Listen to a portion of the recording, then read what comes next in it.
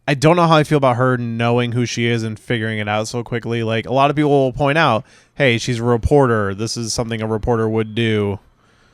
But does that mean that everybody else in the world is so stupid to notice a difference? Especially because his disguise as Clark Kent is literally just sunglasses versus you watch the older movies and Christopher Reeve puts on a transformation. Like, he hunches over, he looks different. And in this, it's just like, no, he throws on glasses and nobody notices. And I think that's just a problem with Zack Snyder not understanding the character. But for this movie, it honestly doesn't matter because he is basically Superman throughout the whole movie.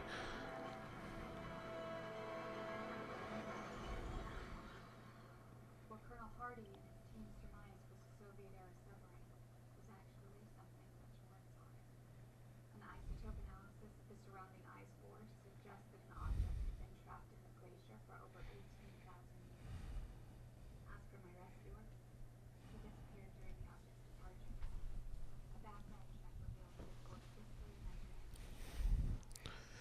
The questions raised by my rescuer's existence are frighteningly complicated, but I also know what I saw. I have arrived at the inescapable conclusion that the object and its occupant did not originate. What about the civilian contract? Corroborated my story. Of course they are. That's what they're supposed to do. It's the Pentagon. Harry, come on, it's me we're talking about. I'm a Pulitzer Prize-winning reporter. Just in case you didn't know, she's a Pulitzer Prize-winning reporter.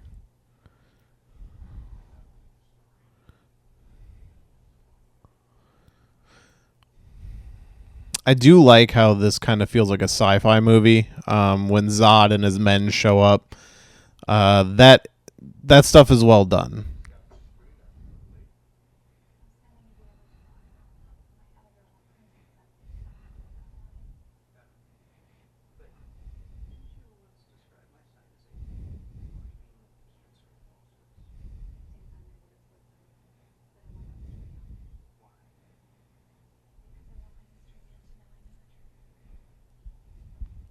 Because she wants that dick.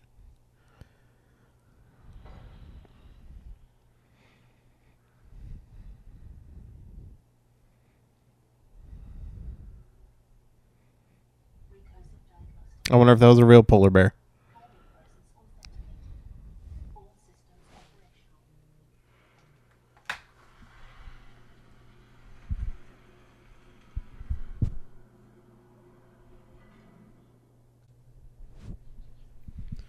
So this is some of my favorite stuff in the movie.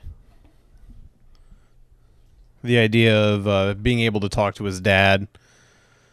It's definitely similar to the Crystal stuff in the older movies, but I think this is way better. Like the hologram and all that.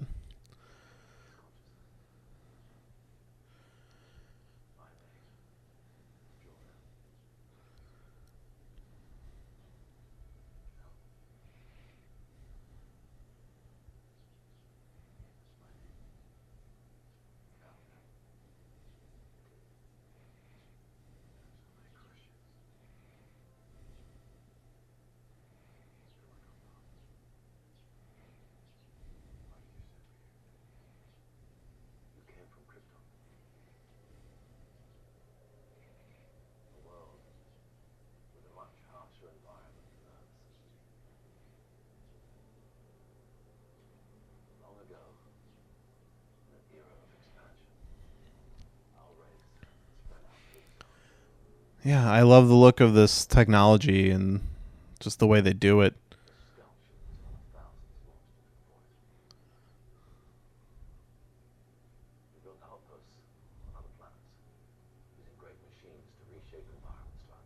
Okay, so that machine was 100% used to create environments. So why would they put Zod in one of those? That's something I never noticed or thought about.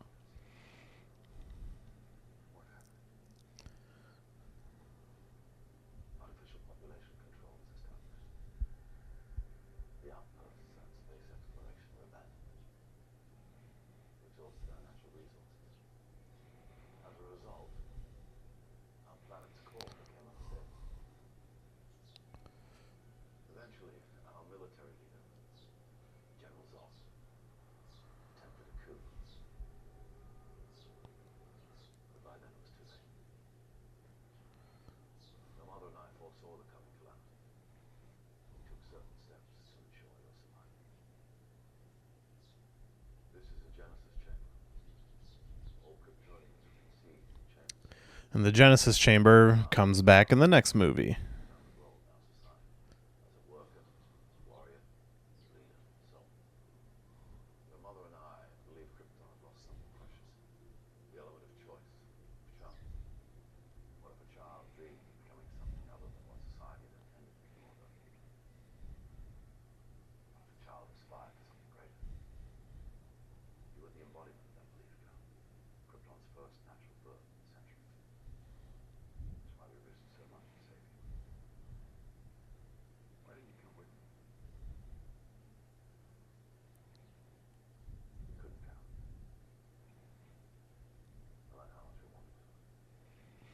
But why not?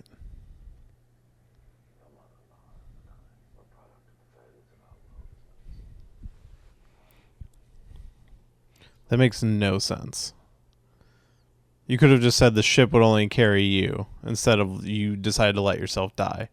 Because he clearly saw what was wrong with Krypton and Kryptonians, and he was willing to change. So that makes no sense. Oh my god. This is one of my biggest fucking pet peeves with this movie is the introduction for the suit. So they just happened to send ships out long ago that just happened to carry a superhero suit. And I understand it's like a flight suit or whatever, but it's ridiculous. And it's been 20,000 years since the ship has been there. It just happens to be one that carries his family crest.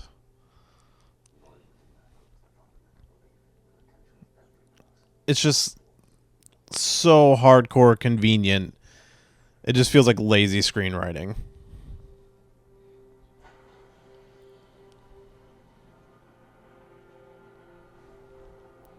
Again, I have to say this movie moves.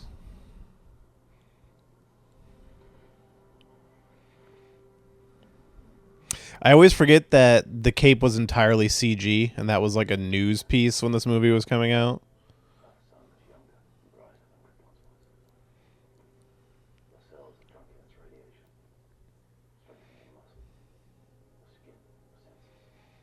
I do like the costume, though. I love the way it looks in this movie.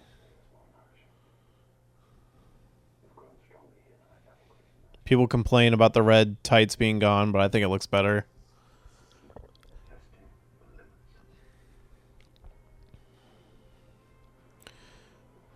When did he shave?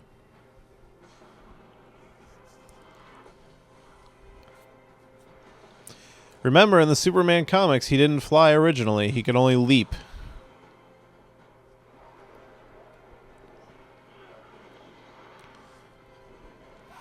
I always think of the Daniel Tosh joke, explain to me how Superman flies faster.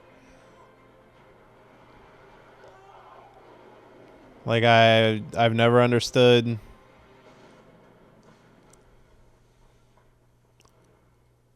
This is kind of the only time they even hint at making a joke in this movie.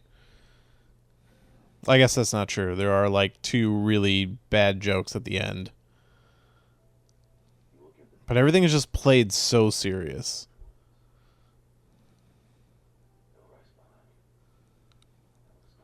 Superman... there was a way to do this, and I think they're almost there. Literally, if they could have just added a little bit of humor, this movie could have been great. I mean, it did need some massive rewriting, but they were so close. And I don't blame Zack Snyder. I think the direction in this movie is actually very good. And it makes me wonder what happened with Batman v Superman. Maybe it was the editor, because that movie, more than bad directing, has horrible editing. My biggest question in this movie is why is so much shaky cam? Like, it seems like the whole movie was filmed on a hand cam, and I don't understand that.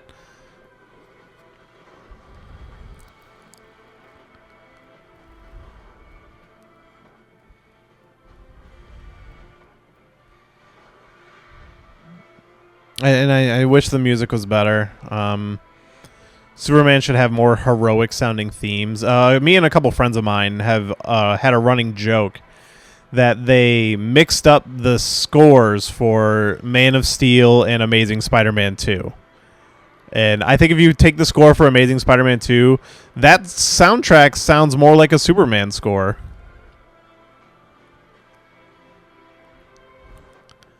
And I know there was that project going around a long time ago where people trying to add color into Man of Steel because this movie has very washed out color because, you know, they make it dark. But I would love to see if that project ever actually came to fruition, like if they finished it, and add that score into the movie as well.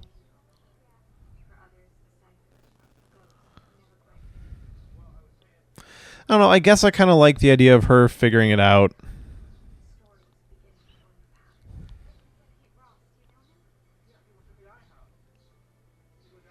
Oh, I forgot about how bad of product placing is in this.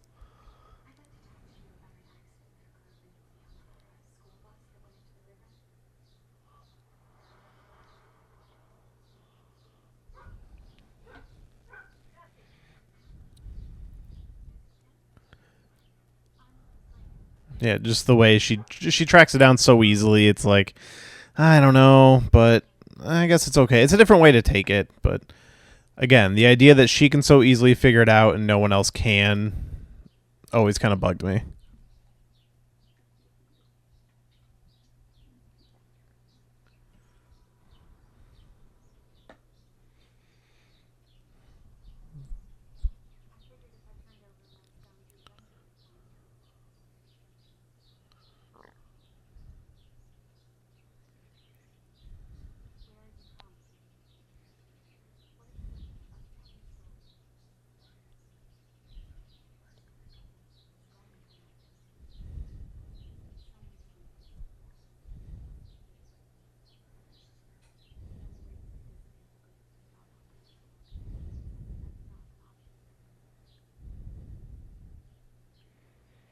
There's definitely not enough showing of him helping people. Like we definitely got it in the beginning. We got some heroic moments with him. Batman v Superman kind of abandons that completely. Oh, I hate this. Is the worst.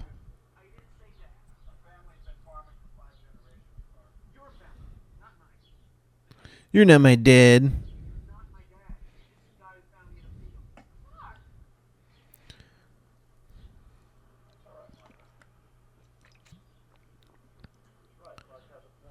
He may not be your dad, but he's your father, boy.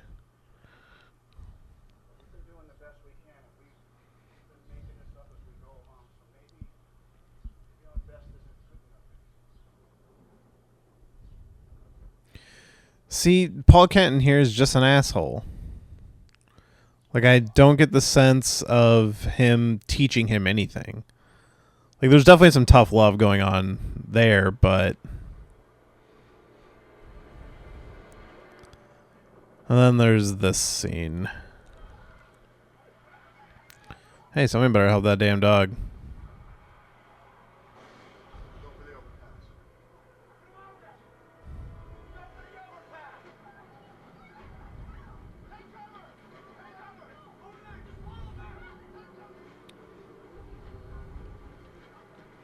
It's a hell of a tornado.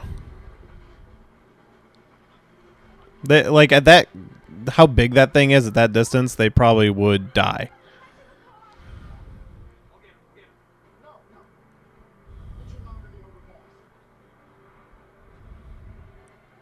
See, this doesn't make any sense. He should let Clark go.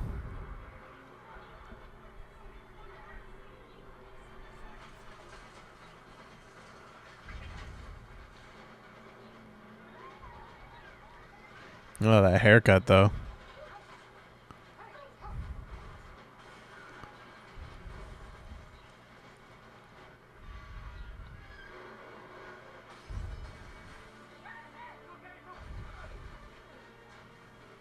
Oh, did him and the dog go? I don't think that. Yeah, that's what I thought.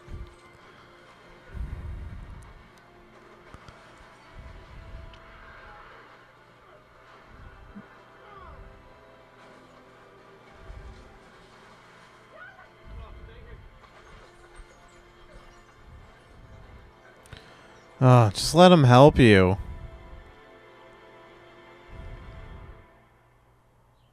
Like, why? This is what I don't understand. Why?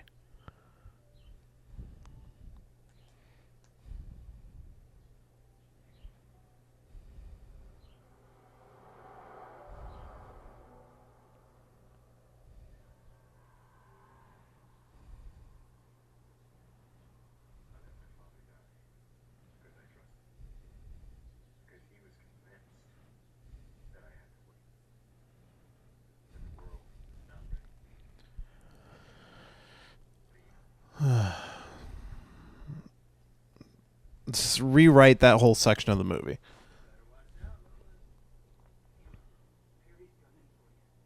Oh, is that the guy from House of Cards? Yeah. It's weird to see that guy smile.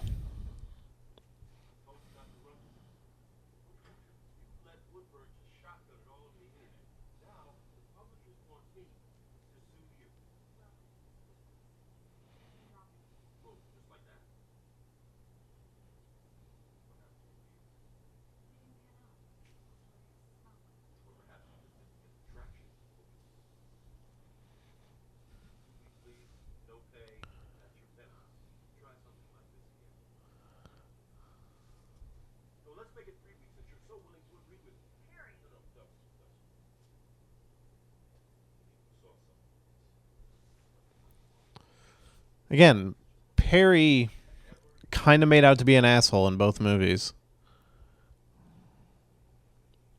I know Lois is in Justice League. I wonder if he's making an appearance at all.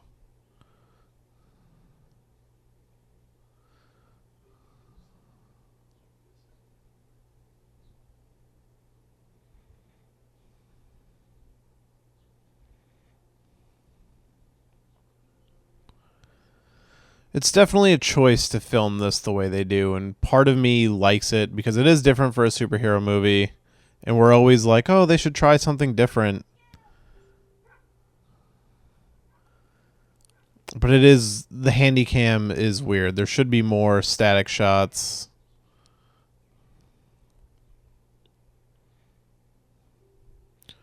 The sucking out of all the color of the movie is weird.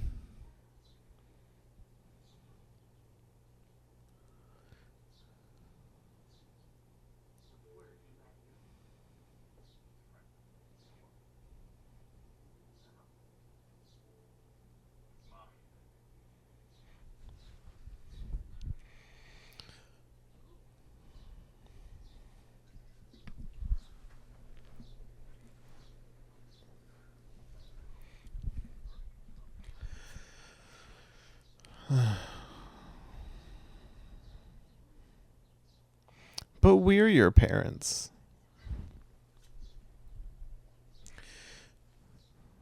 She has very few questions about this.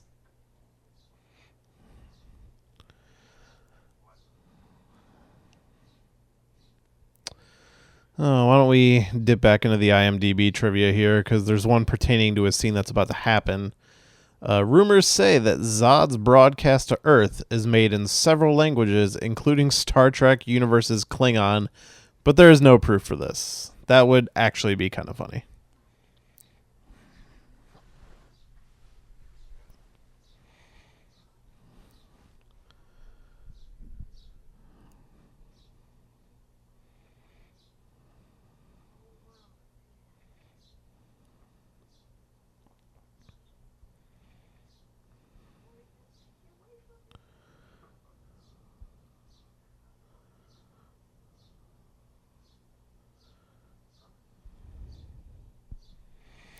There's just not enough emphasis on who Clark's parents really are, which is the people who raised him.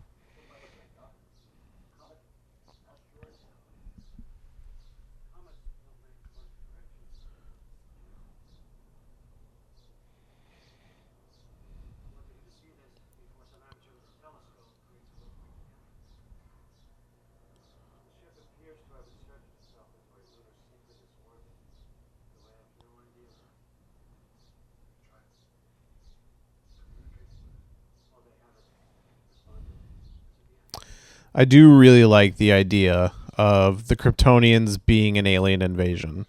and the way it's handled. Like, I love the transmission. Does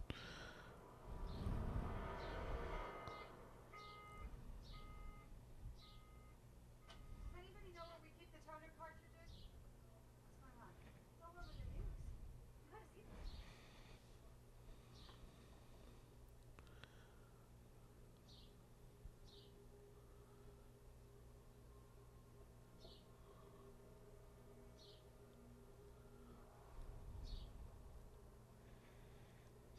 Yeah, like, this has a very Independence Day feel about it, and I love this stuff.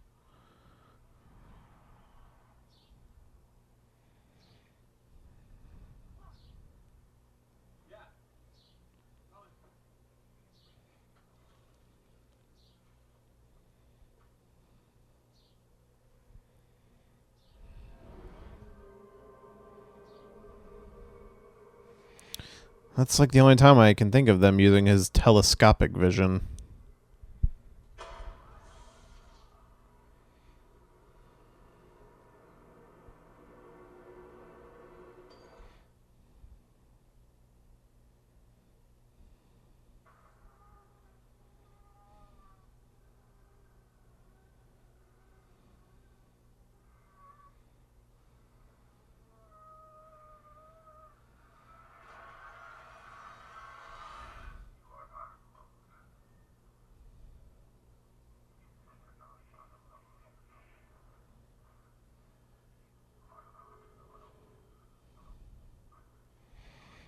Yeah, like, this is a really interesting angle to take with this.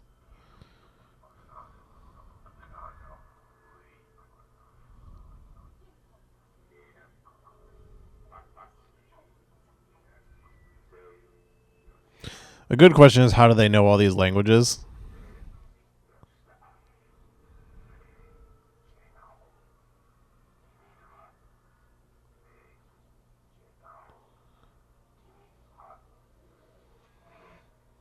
Coming in on the RSS feed. Phone,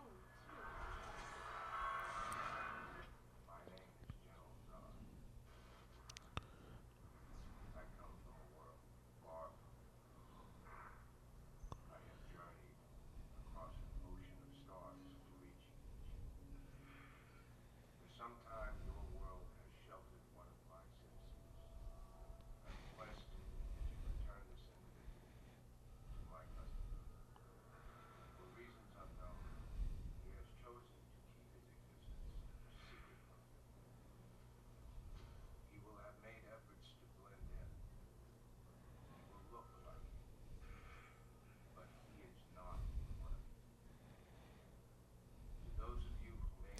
Like, I love it's almost like a horror film.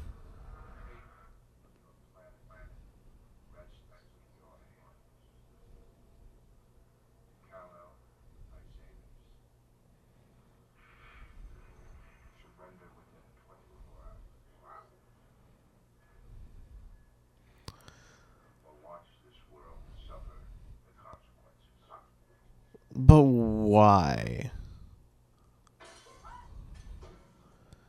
I mean, we all know that Zod wants to remake this world into Krypton, but at the moment, and when Superman first surrenders to him, he kind of is putting on the image of peace.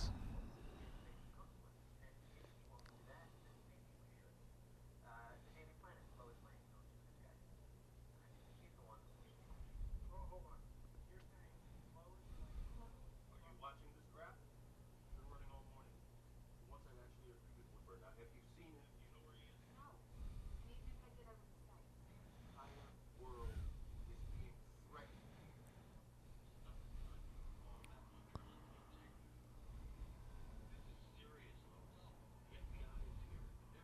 And even if I did, I wouldn't say. I gotta go. These are the more interesting parts of the movie. Treating it like this is a different, unique take. Again, it's just so dark.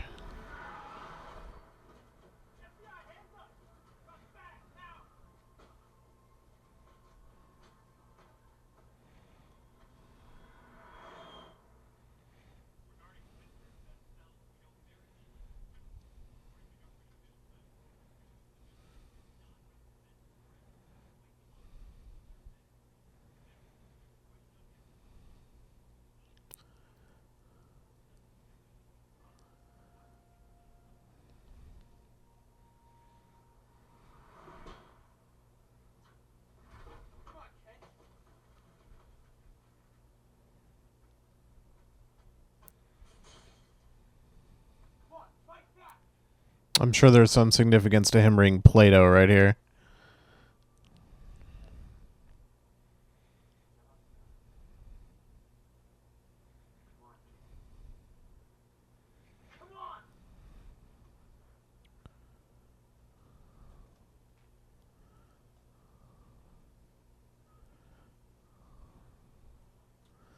Like, wouldn't they have noticed them there before?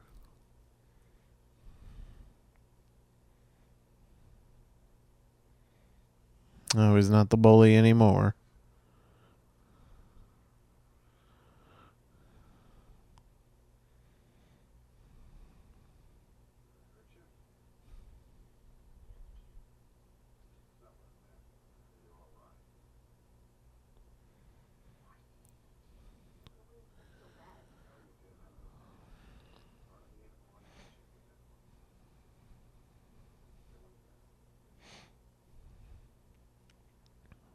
Maybe don't hit him, just scare him a little bit.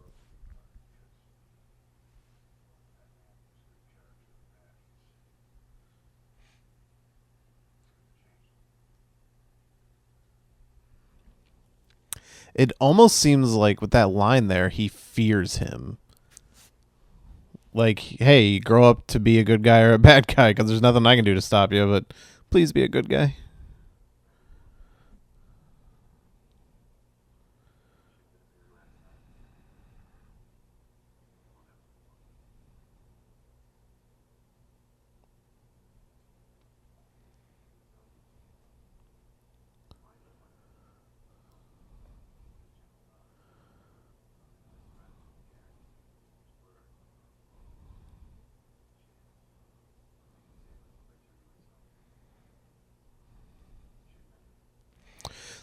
Like, a big problem is, why does Superman want to save the world?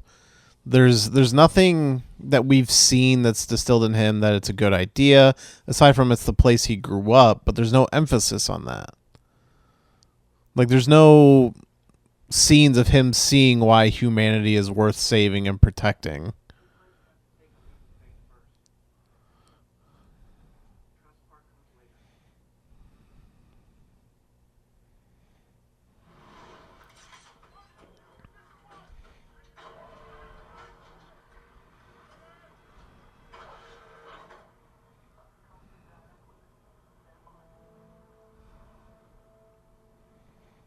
There are some good shots in this movie.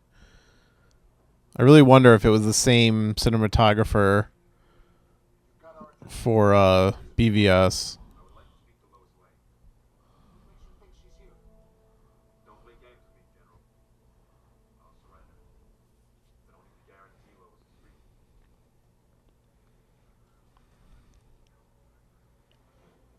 Like, he looks good as Superman. It's just a matter of, let him be a little more happy.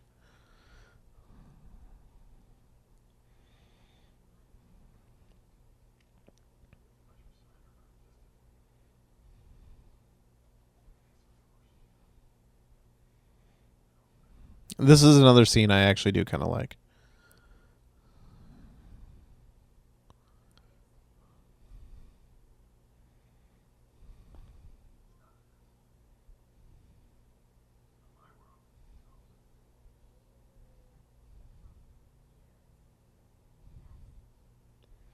And I do like the S talk.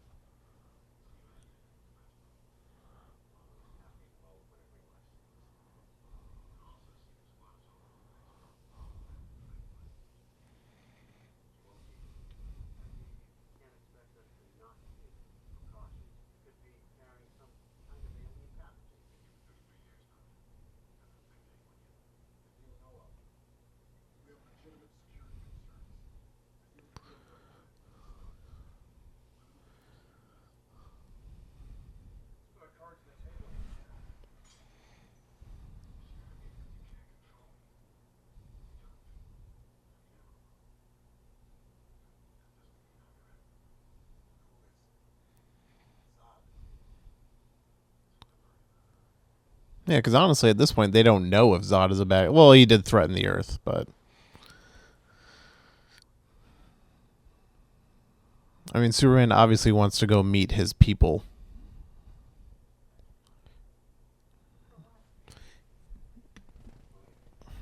Although he did get informed by his dead father that Zod led a coup on Krypton. Maybe I'm wrong. Maybe this is just a great movie and I'm not seeing it. Oh, that costume looks really uncomfortable with how tight it is around his wrists and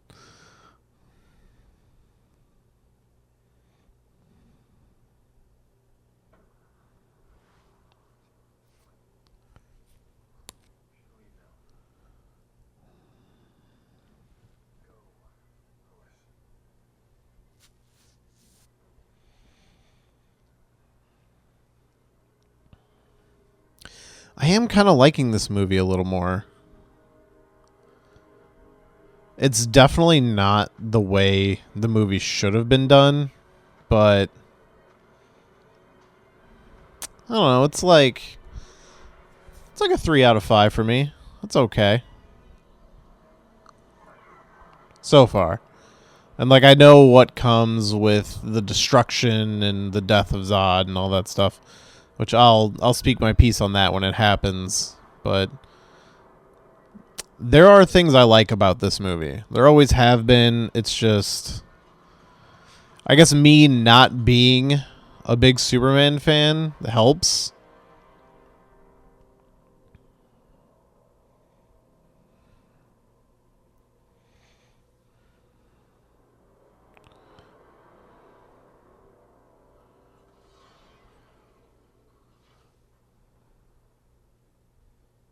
Cool spacesuit idea. Like the clear helmet. I'm Sub-Commander Viola Allen. On behalf of General Zod, I extend you his greetings. Are you the ranking officer here? General Zod would like this woman to accompany me. Shall I tell the General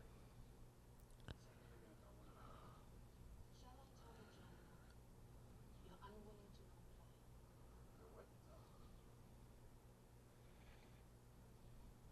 Fine. I'll go.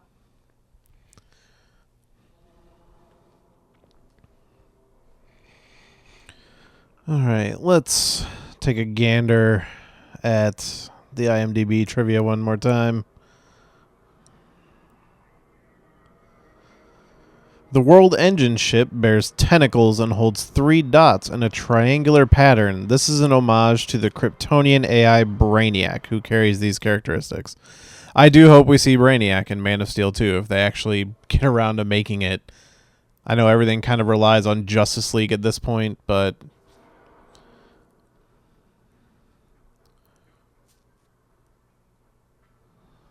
I don't know. Maybe they'll get there. Maybe they'll do Brainiac. You will need to wear a breather beyond this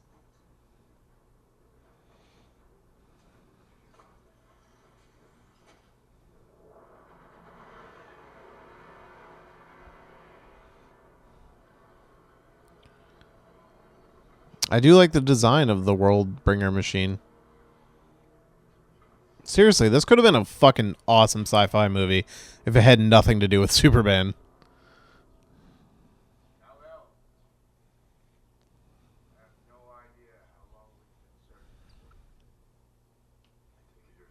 General Zod, our commander.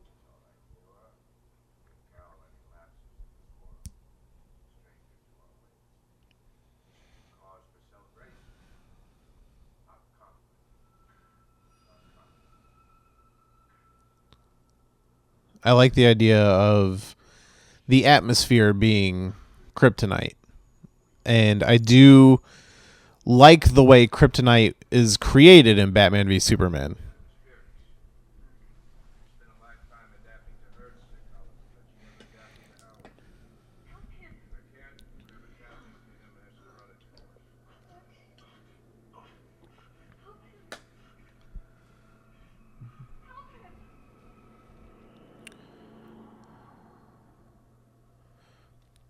Oh, and Zack Snyder loves his dream sequences, doesn't he? Hello. Or do you prefer Clark? That's the name they gave me, isn't it? I was Krypton's military leader. Your father, our foremost scientist. Okay, they do establish that he's a scientist. Krypton was dying. In return for my efforts to protect our civilization and save our planet, I and my fellow officers were sentenced to the Phantom Zone. And then the destruction of our world freed us.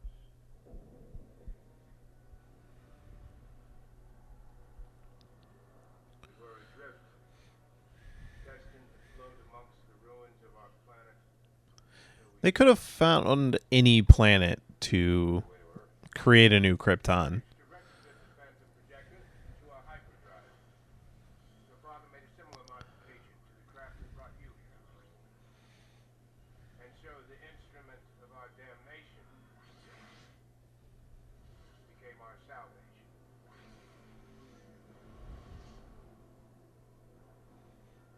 We sought out the old colonial outpost, looking for signs of life, I forgot about this. but all we found was death. But why are they all dead? Krypton, these outposts withered and died long ago. We salvaged what we could. Armor, weapons, even a world engine. Oh, okay. So the world engine came from somewhere else. All right. Fair enough. Until finally we detected the distress beacon, which you triggered when you accessed the ancient scout ship. You led us here, Captain. How is all this information getting transported to him in a dream? Remains of your race.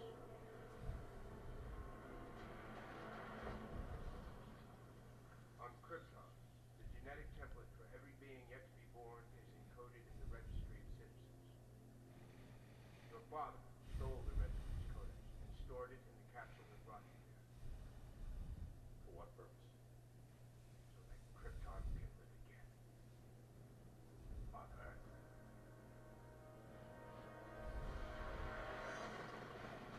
There's a lot of information somehow getting into his head. Doesn't really make much sense.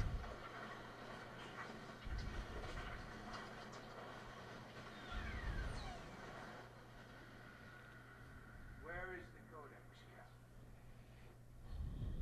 Krypton lives again. What happens to Earth? The foundation has to be built on something. Even your father recognized that. Symbolism. No. Sorry. I can't be a part of this. Then what can you be a part of? No! A little heavy-handed.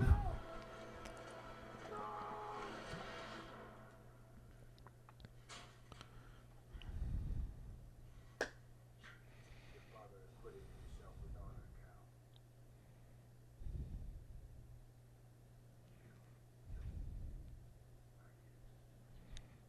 Not a day goes by where it doesn't haunt me. Again, I like the idea that they were friends. I have a duty to my people, and I will not allow anyone to prevent me from carrying it out. And again, the idea that every Kryptonian is embedded with a duty, except for Cal because he was born naturally. It's some interesting ideas, and it makes sense for Zod to want to do that, to destroy the Earth and create a Krypton because of that.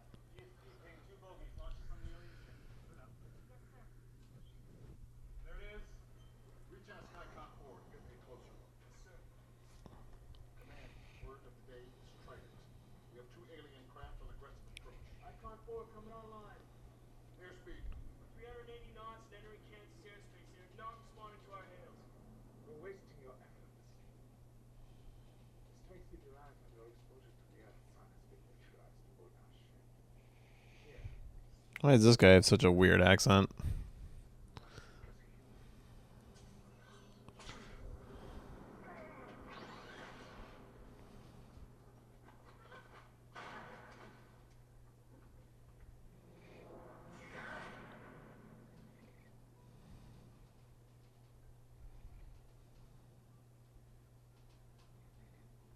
Why would there just be one of those in a prison cell?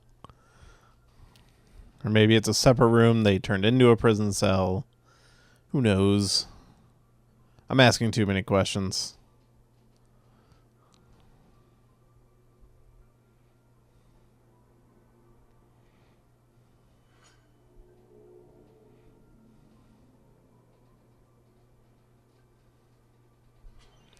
Yeah, you gotta push it in.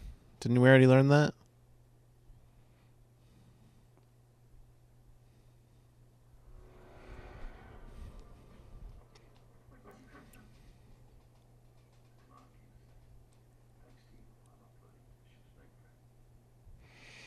This is maybe my favorite part of the movie.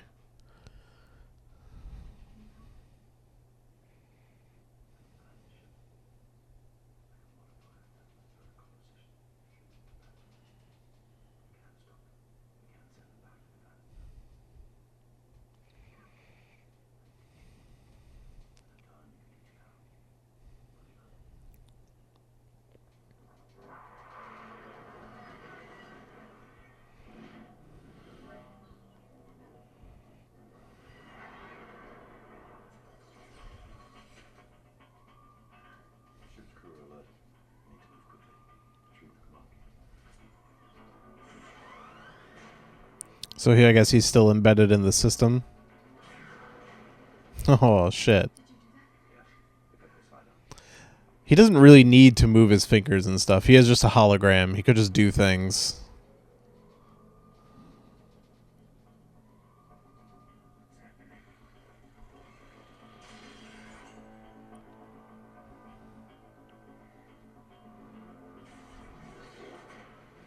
The thing is, though, Superman gets stronger, but so do they. Ooh, look at all this product placement. This music's kind of banging.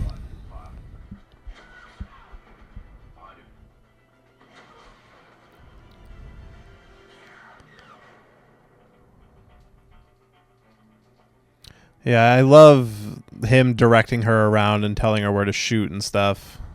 Secure yourself inside the open pod. Safe travels, Miss Lane. It's highly unlikely we'll be seeing each other again. Remember, tandem drives are essential in stopping them. We head to the left.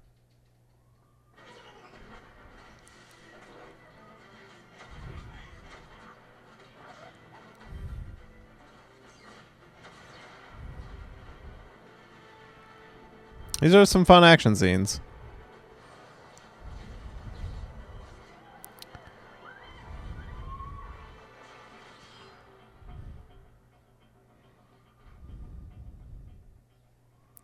It's the most colorful his suit's ever looked under those lights.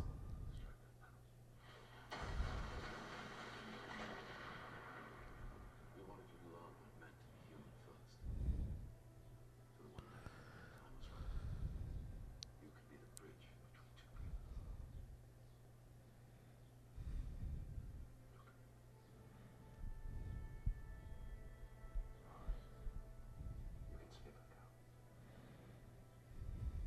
out. You can save all. God, this is like where the movie shines, is in lines like that, except for the whole Jesus Christ analogy coming out of the ship. That was a little unnecessary.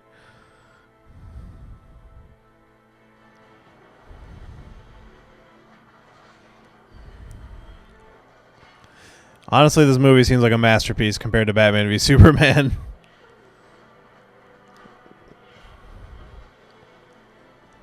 Look at Superman saving somebody. Granted, it's the only person he ever wants to save, but still.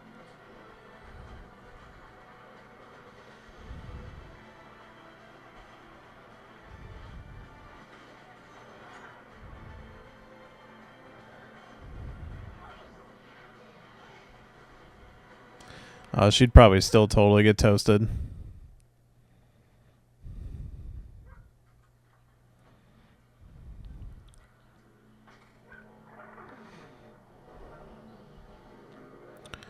Oh, they're looking for a ship.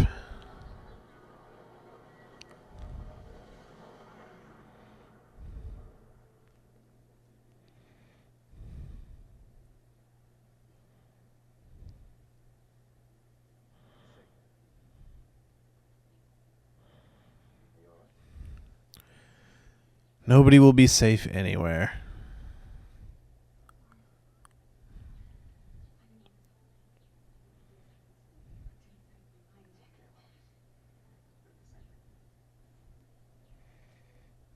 We didn't see that happen at all. What are they talking about? Or is that the dream sequence? Maybe it wasn't a dream sequence. It was them looking inside his mind and communicating.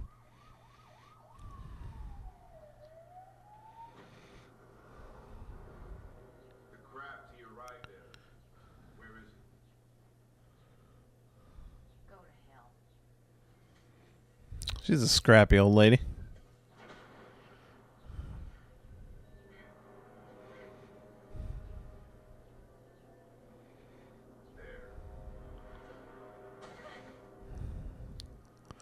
Rude.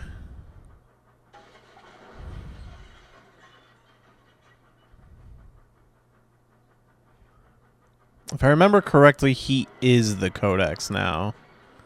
But maybe I'm totally remembering wrong. The Codex is not here. Oh. Where has he hidden it? Where is the Codex? Yeah. Finally, Superman gets to punch something in a movie. And he's already blowing shit up.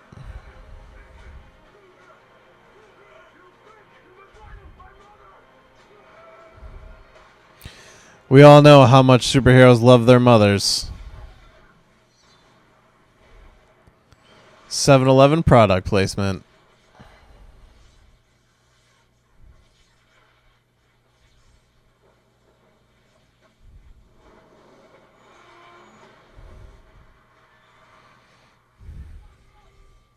Why did his cape burn, but Superman's didn't?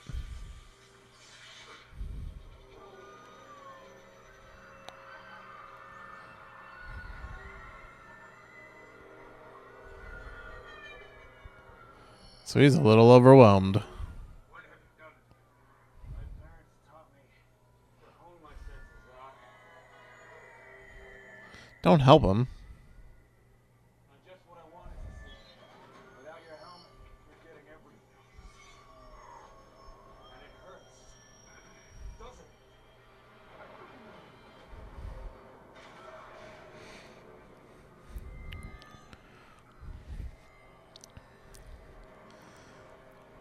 But they were already like experiencing some of the powers.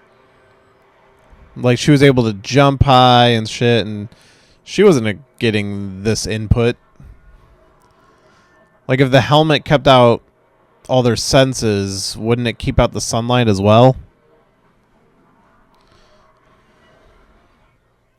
Seems unclear.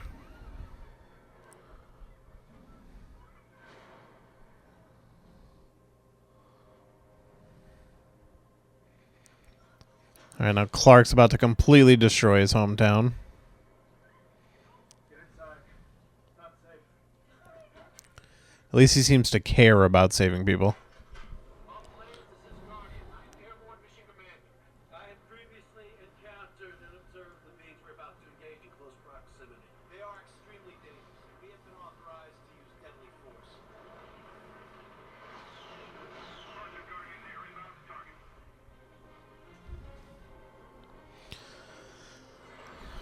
I mean, I gotta give it to him. These are the best action scenes that have ever been in a Superman movie. Thunder 1-1. Telling 3 targets.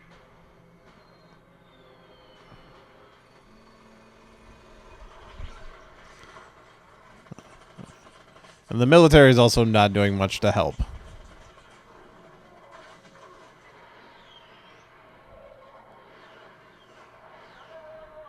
hit. Request immediate reattack. Roger, Guardian. Throwing a second gun run on a heading of 212 degrees. I think this big guy is supposed to be a reference to the third Kryptonian from Superman 2.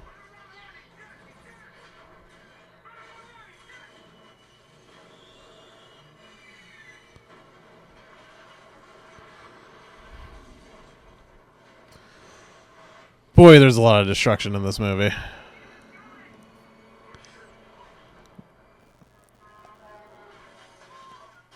Ugh, so much for the IHOP. So many people dead.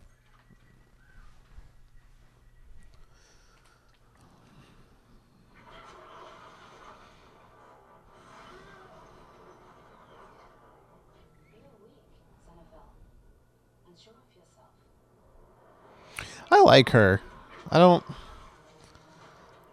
don't know the actress, but she has a presence in this movie.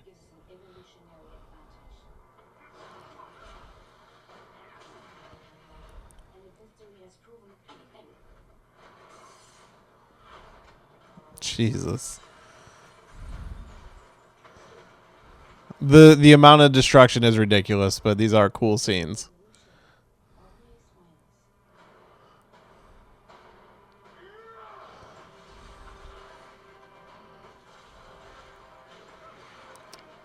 Like, they're literally just destroying everything. Ugh.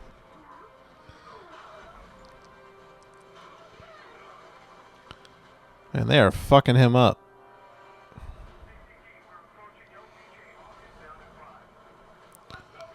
But, like, is a Kryptonian hitting a Kryptonian like an Earthling hitting an Earthling, or is it all just like beating a brick wall? Oh, look at that. More product placement.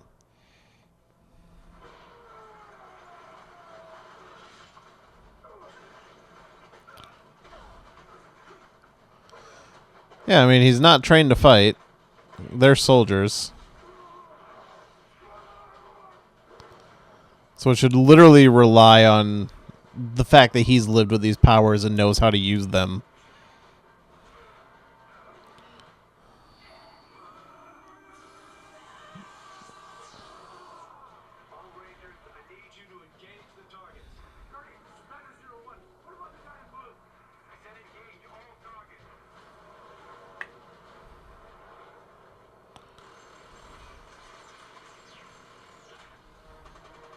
He just took one to the dome.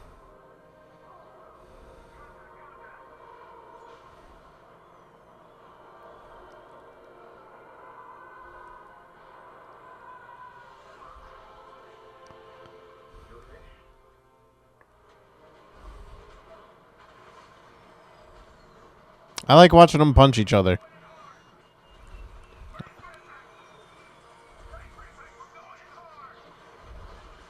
Holy shit. It's actually a pretty crazy helicopter crash. Man, a lot of these characters really get all over the world. Because right now they're in Smallville, which is in Kansas, and then they all go to Metropolis, which I don't really know where Metropolis is in relation to Kansas, but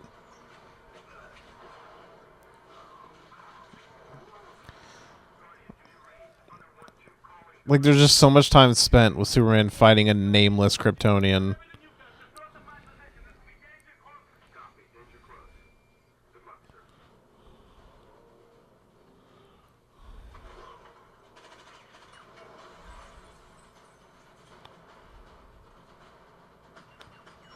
Hey, you can't even hurt her.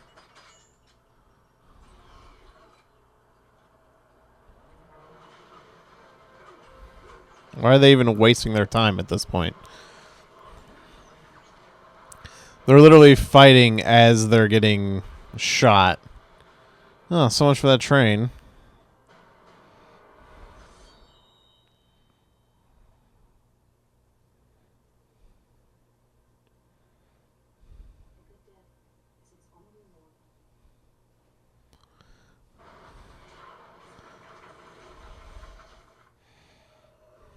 They should have brought anybody back for Batman v Superman. They should have brought him back. I can't remember this actor's name, but he was in Law and Order SVU, and I really like him.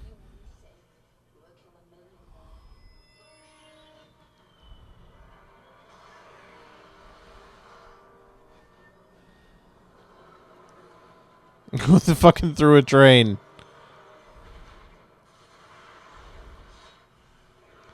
They literally can't do anything to each other.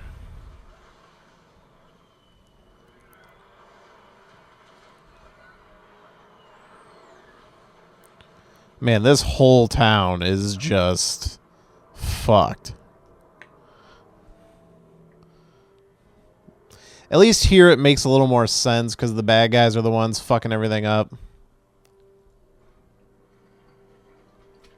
When we go to Metropolis, it's Superman throwing Zod through buildings, and it's a little ridiculous.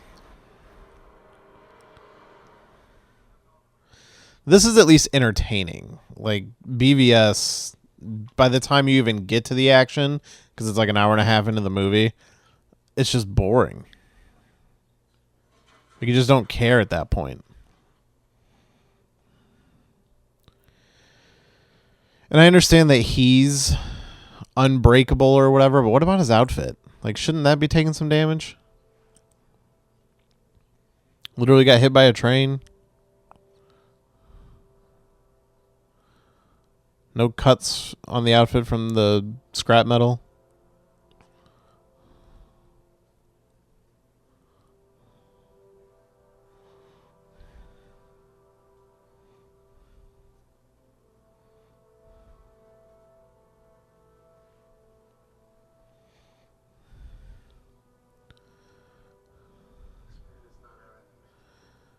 Am I turning into a fan of this movie?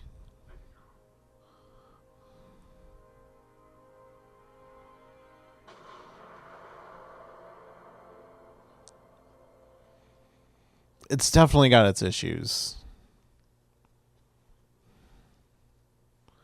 I'm definitely looking for a bright spot in a dark place. So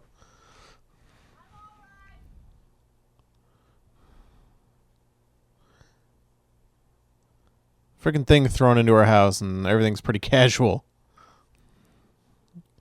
Just making sure her photo album is okay. I understand that.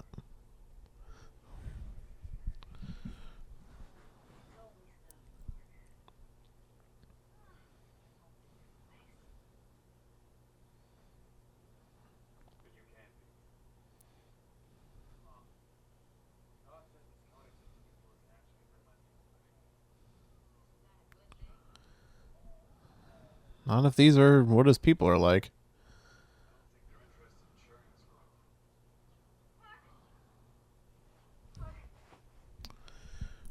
Yeah, just yell his real name in front of that cop. What happened down there? He exposed a temporary weakness. Give yourself a little consequence. Because I have located the Codex. It was never in the capsule. Jor-El took the Codex. The DNA of a billion people. And he brought it into his son's individual cells. All of Krypton's heirs are living. Hidden in our refugees' body. Does Kal-El need to be alive for us to extract the Codex from his cells? No.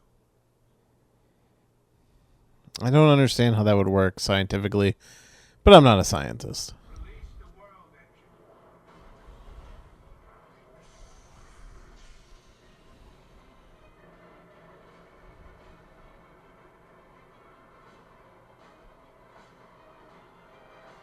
Okay, so the world engine is separate from their ship. It just happens to look exactly like their ship.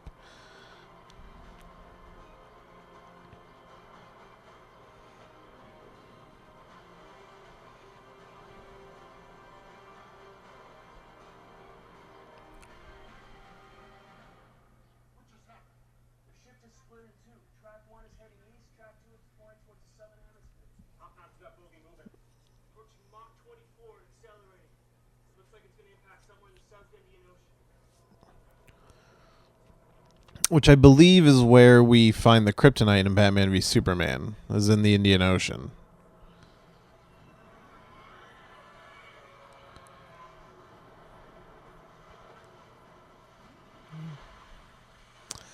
Okay, no matter if they finish the job or not, like, blasting a beam through the planet would 100% cause unfixable damage.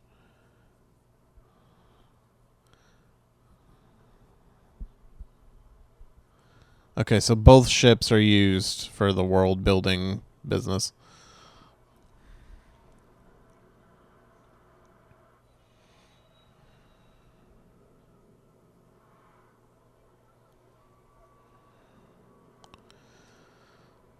So many people are gonna die.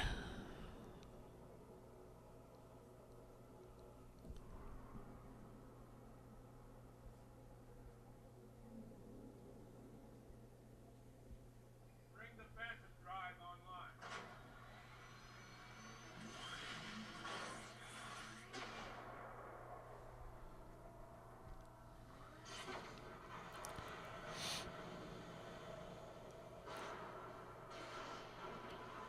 So what is that changing the atmosphere? The shit that's launching out? We are now slaves to the Elder. Initiate.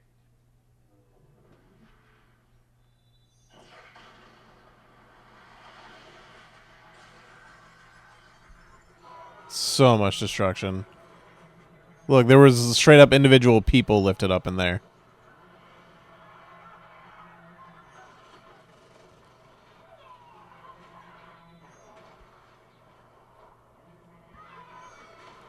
Yeah, those are like full buildings that are just getting destroyed. As they just create dubstep in the middle of the city. Can't take credit for that dubstep joke. That was in the Honest trailer.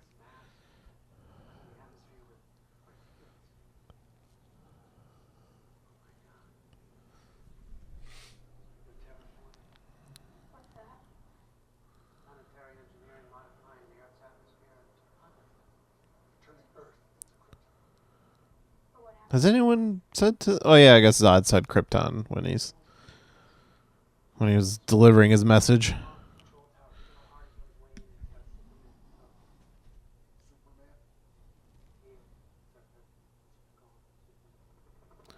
Hey, look, the attempt at a joke. We have a plan, General. Is that what I think it is? It's the ship he arrived in. This ship is powered by something called a phantom drive. It bends space. Zod's ship uses the same technology, and if we can make the two drives collide with one another, Singularity can be created. like a black hole. Yes. So if we open up this doorway, then theoretically they should be pulled back in. So you want us to bomb them like that? That's Max was out, 17,000 pounds. We can drop it from a C-17. Survive the plan. so they want to create a black hole The gravity field will continue. in the middle of Earth. Theoretically, it'll pull them all in, which I guess is what happens to all of the Kryptonians except for Zod. More like Krypton. But Will you be weaker around it? wouldn't the black hole just pull the entire planet in with it? You might want to step back a little bit. Maybe a little bit more.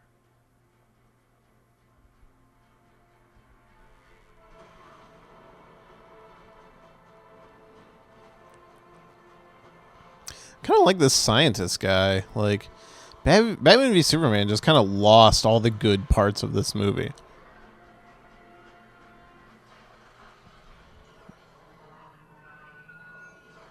Yeah, there's people in there. So many people are killed in this movie. Leora. Take command. Yes, sir. I need to secure the Genesis chamber. Pay my respects to an old friend. Oh yeah, he still hasn't talked to Jor-El yet. Guardian en route to Metropolis. I do wonder if we will see the Fortress of Solitude again in any way, shape, or form. Like, I like that it's a ship. Like, that's unique and different. We saw him in Antarctica and BVS, but no fortress.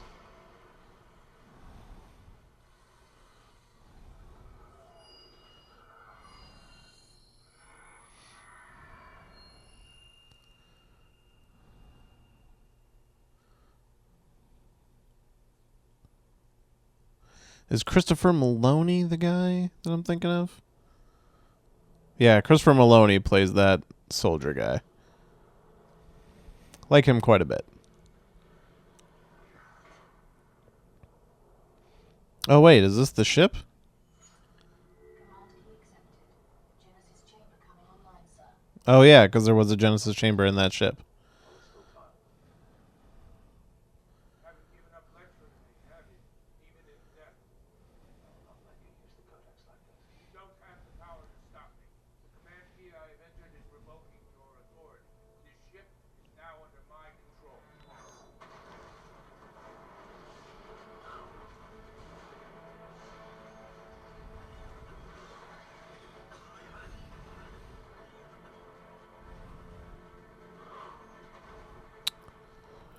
I'm trying to see who this woman is that plays Feora. She hasn't done a ton of stuff.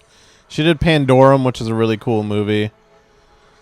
In 2016, she did something called Criminal, which I believe I recognize this as not being a very good movie. Northcom Lightning 1. Request permission to unleash the hounds. Northcom Lightning 1, you're cleared to engage. Send battle damage assessment when able. Out.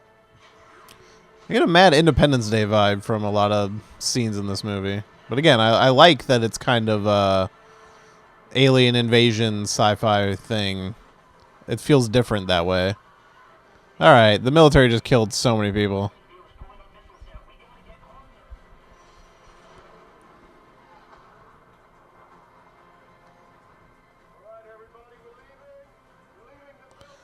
They're only doing that just now. They didn't do that when the whole fucking city started to collapse.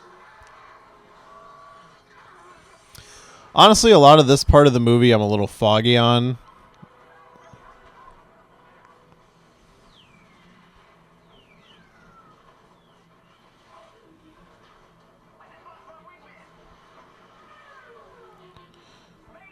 That sounded like a Transformer sound effect. Just remember, Bruce Wayne's down there somewhere.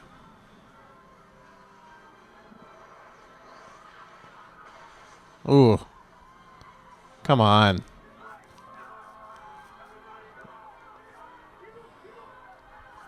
Just everything blowing up. Like, Zack Snyder must get real turned on by explosions.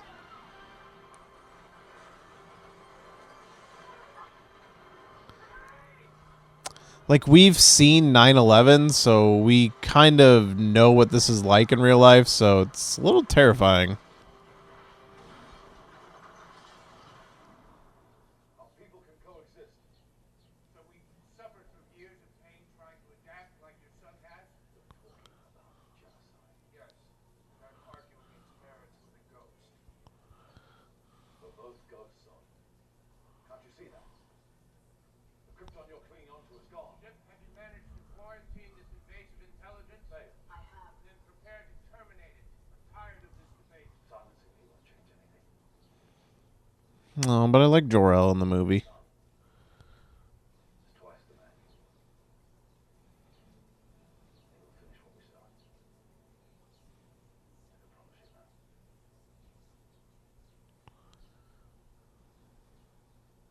Tell me, you have Jor-El's memories, his conscience. Can you experience his pain? I will harvest the codex from your son's corpse, and I will rebuild Krypton atop his bones. What a dick. No, the movie just became way less interesting without Russell Crowe.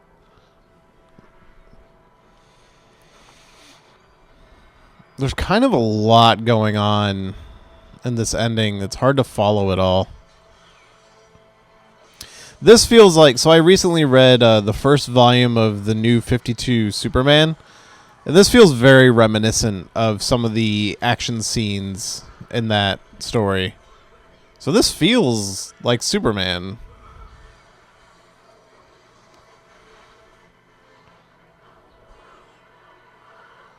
Weird that the machine kind of defends itself that way.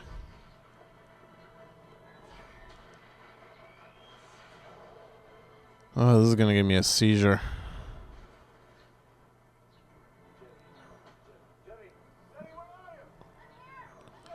Wow, you'd be very lucky to survive being in there.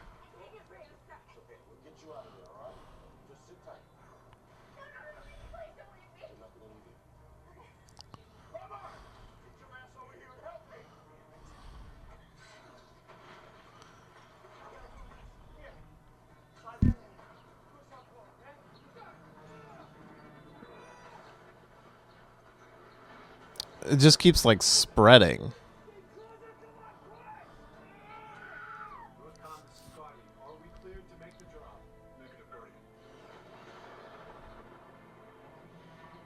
This is just so crazy looking. If he's weakened because of this, how is he able to pull this off?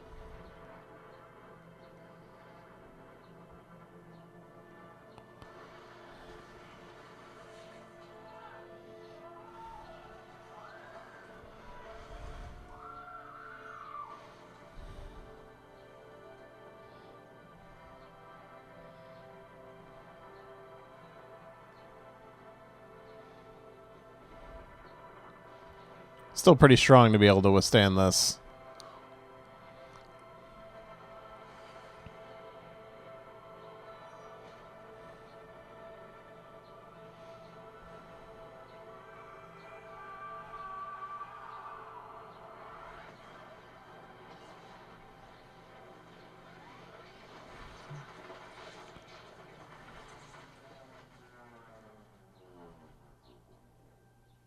Crazy sound effects design in there.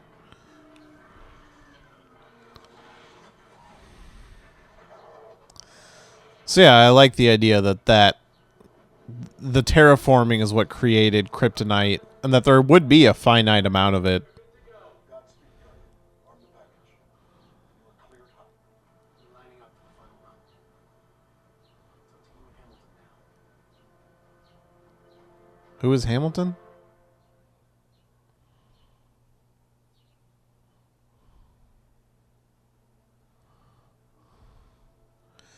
I always like the idea of Superman reaching for sunlight to get power.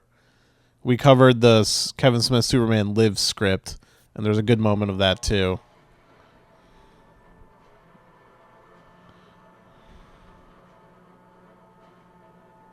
Oh, that's Hamilton, that guy. Wait, are there two of those things? Or did Zod stick his own in the other one? Loadmasters, the package arms, and are we ready to drop? Negative, Guardian! There's something wrong. It's not supposed to do this. What's it supposed to do? It's supposed to go in all the way. Let me take a look. Co-pilot's aircraft. Co-pilot's aircraft.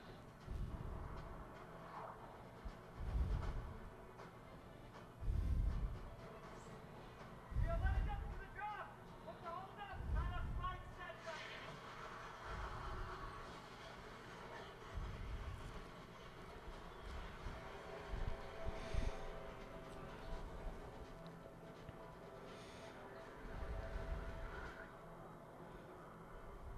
Target that aircraft. Target locked. Oh, so I guess there really won't be a Fortress of Solitude. If you destroy this ship, you destroy Krypton! Krypton had its chance! Yeah. He's an Earthling.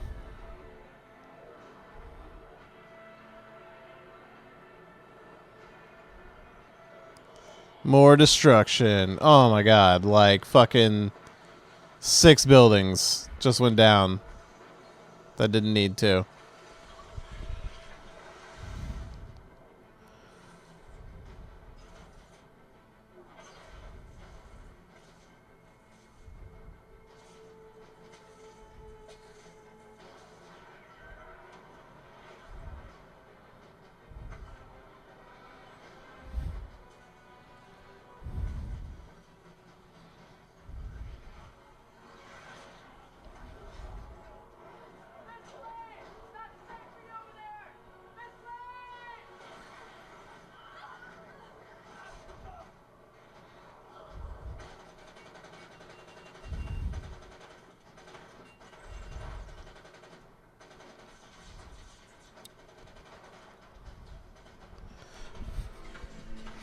Yeah, this is... I just don't remember how any of this stuff ends.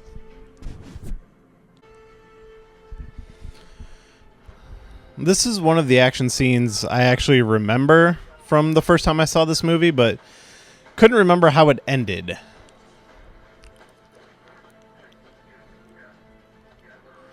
And, like, what happens to this character after this action scene. I assume all the Kryptonians get sucked up in this black hole.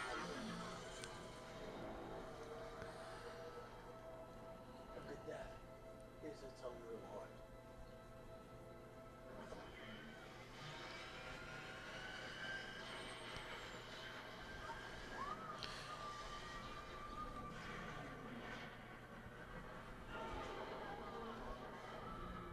Yeah, looks like I was right. Yeah, I just don't remember this at all.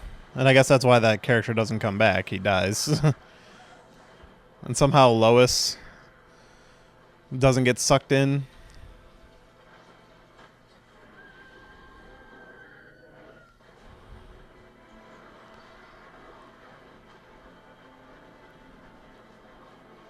She would have been hit by so much debris.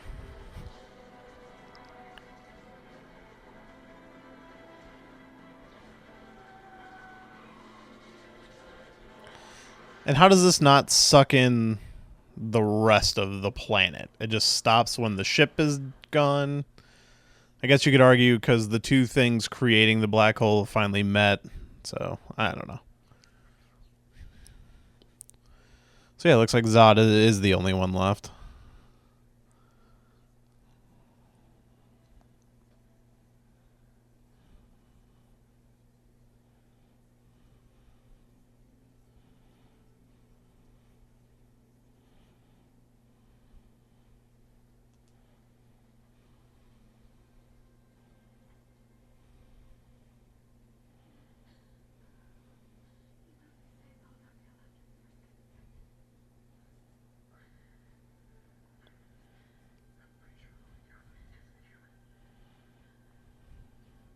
But could she have his baby?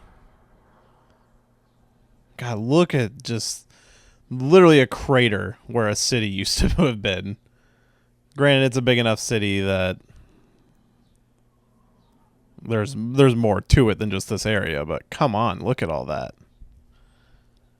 There were buildings there before, not like a park.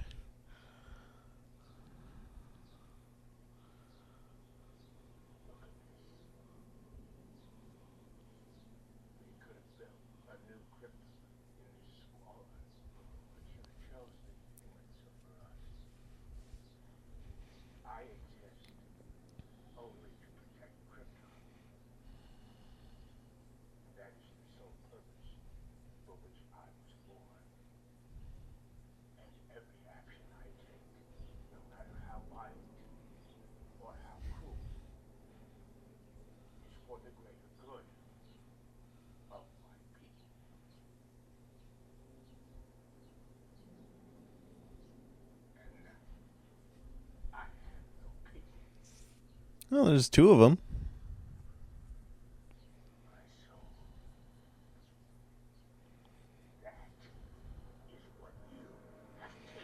See, you buy Michael Shannon in this role. He's a great Zod. I'm going to make them suffer, Cal.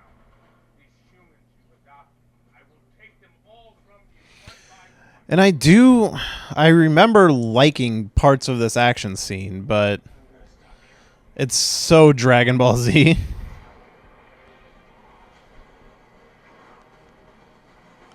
Which honestly gives Zack Snyder a Dragon Ball Z movie. He could actually make a good one, I believe, because he could just do this again and it would be better than what we got before.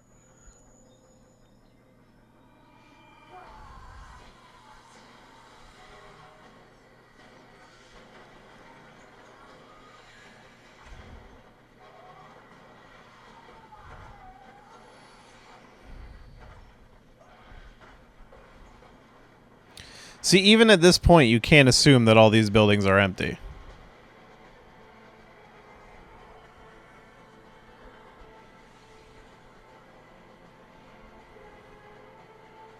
Look, even those people were just coming out of buildings, and now they're just going to fight. Oh my god. Just learn a little bit of judo. That's all you needed.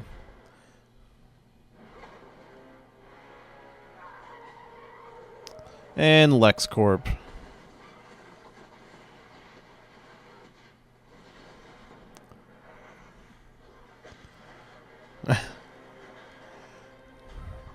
I forgot about, like, the sound waves when they punch.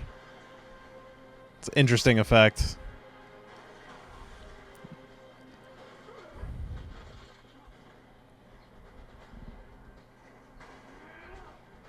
This music right here isn't too bad as far as the score goes. The score to me is relatively uninteresting, but there's a couple good tracks here at the end.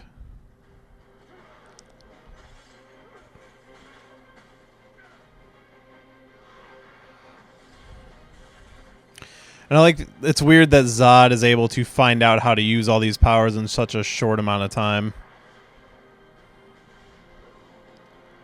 Which I get, he's a soldier, you know, it's not completely out of the realm of believability. Hey, look, a joke. There was an actual joke. I was bred to be a warrior, Captain. Trained my entire life to master my senses. Where did you train? On a farm?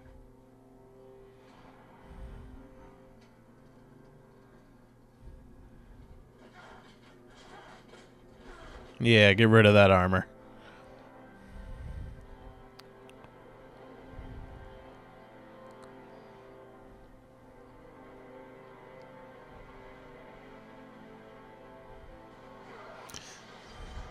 Oh, they were just working so hard on that building.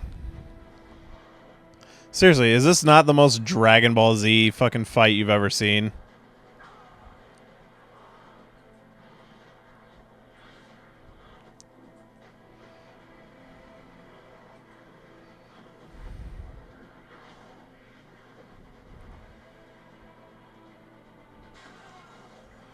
Like, this cinematography here is actually interesting, and like visually this is way more interesting than anything in Batman v Superman.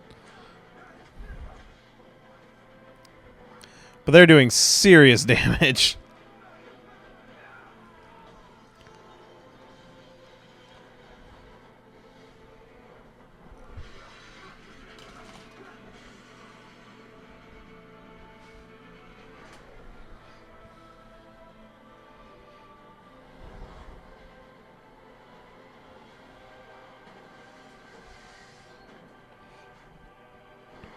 There's the Wayne Tech satellite. Wayne Tech, right? That was what it was?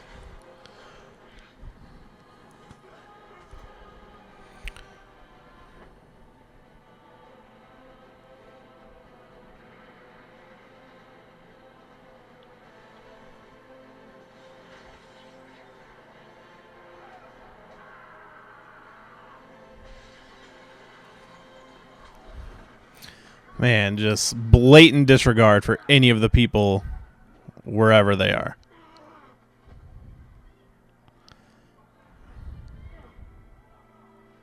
You love these people so much. You can mourn for them. He could easily just turn his head and have them killed already.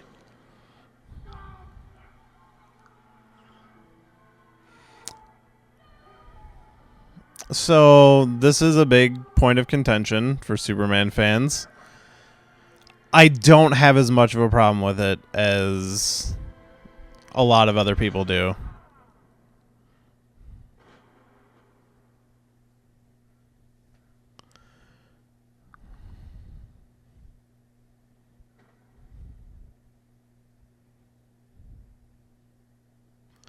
I mean, what else are you going to do with Zod if you're not going to find a way to put him in the Phantom Zone? And I do think it adds some character to Clark, and they show his immediate remorse. I actually buy into... I think David Goyer is a pretty terrible writer, but I do buy into his theory. I listened to him on a podcast talk about this. This Superman has only been Superman for like a day, like 2 days at most. And he, like, we don't even have all the powers that he has in the comics, like no freeze breath or anything like that. Like, we don't know what he's capable of, and this is all new to him. You know, what else is he going to do? This is what he knows to do, and he shows remorse for it. Like, it doesn't bother me as much. Like, the things that bother me in this movie are the characterizations of his parents, mostly his dad, because I actually think his mom is pretty well handled. And just some of, like, the conveniences of the suit and things like that.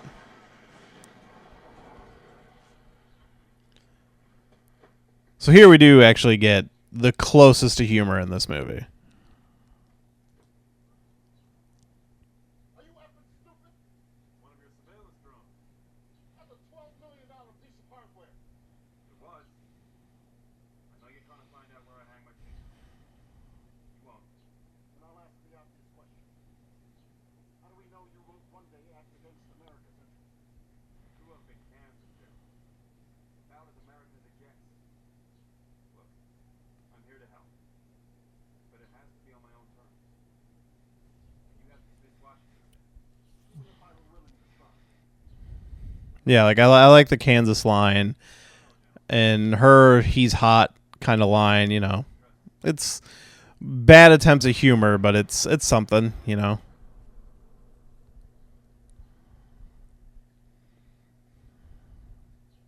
Smiling about that.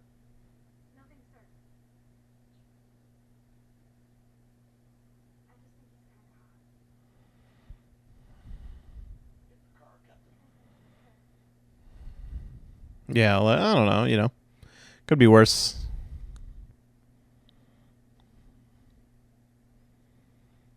It's crazy to think I'm actually kind of enjoying the movie a little more this time. Like, I feel like I have less complaints this time around. It's not the best. It's not a good version of Superman, but it's okay. Like, you take this movie and you improve it with a sequel, and they didn't do that. Unfortunately, we've already been there, and they fucked it up. They made the darkest movie possible.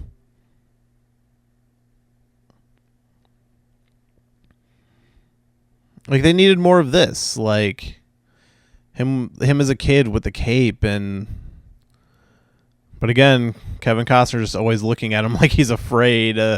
Never feels like the father figure that Paul Kent was supposed to be.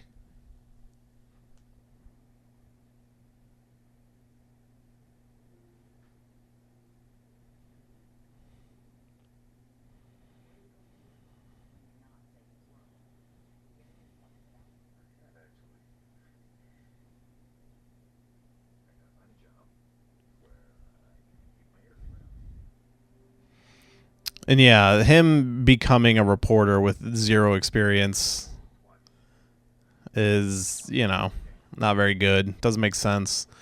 They should have seeded this, like, even just as simple as, oh, he worked at the school newspaper as a kid. That's all you really needed. Like, you can't just walk into this job, really. And, like, right there, he didn't even have his glasses on. People would have recognized him immediately.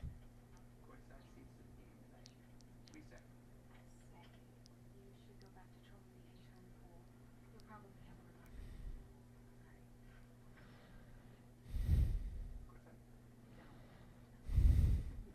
Lombard, Lane, want you to meet our new stringer. Want you to show him the ropes. This is Clark Kent. Good luck, kid. Like, seriously, I'd look right at that guy and be like, hey, Superman. Lois Lane. Welcome to the planet. Like, this is just a story convenience, and I don't know. Okay, so Man of Steel. First time watching it since theaters. I actually have a higher opinion of it this time. I don't think it's great. It's got its problems, but it's okay. It's like a 3 out of 5 for me. Like, it's okay. It's enjoyable. It's definitely more I definitely feel like if Batman v Superman had not come out and this was the last one, I would not feel the same way, because I look at it as this is the shining bright spot that is the beginning of the DCEU, even though it was never envisioned that way. I don't know. It's better than I remember, but it's still got its hang-ups. I do enjoy it more this time around. So I definitely want to sit down and do this again with some guests next time. But I hope you enjoyed this Man of Steel commentary solo. I had fun doing it. I had fun watching the movie again. I never thought I would say that. It's definitely got some things to fix. The music, the script could have used another pass. It needed some lightness to it. That's what Superman is missing. It's too serious, too dark. But I don't even want to say dark because there are attempts at levity. They kind of fail. Some of the casting, like Amy Adams, is not great for me, but Henry Cavill could be good if a director would let him be a little lighthearted. Kevin Costner could have been great if the script took a different way. But unfortunately, it is what it is. It's better than Batman v Superman. It's better than Suicide Squad. But Wonder Woman is definitely the best DCEU film. And I guess that's all I really have to say about it. This one will be a little more fun to sit down and maybe pick apart with a group. So I'll definitely be setting that up in the future. But for now, this is my commentary for Man of Steel solo roll. I hope you enjoyed it. Be sure to rate and review the show on iTunes. I'm going to be covering the rest of the DC movies in this fashion. I'm not sure when we're going to get those because I want to do the rest with a group. There's no way I can do this by myself for Batman v Superman. So I'll get those set up and everybody will know when those are going to happen. But I have fun doing this stuff. So I hope you had fun listening. Thank you, everyone, for partaking. And be sure to follow us on Twitter at Shelved Podcast, on Instagram and Twitter. And you can email the show at shelvedfilmpodcast@gmail.com. Maybe you got some thoughts on Man of Steel that I didn't touch on. Maybe let me know. It's a little fresh in my brain right now, so I'll be able to answer it. But in the meantime, thanks for watching. Thanks for listening. Be sure to rate and review the show, and see you next time.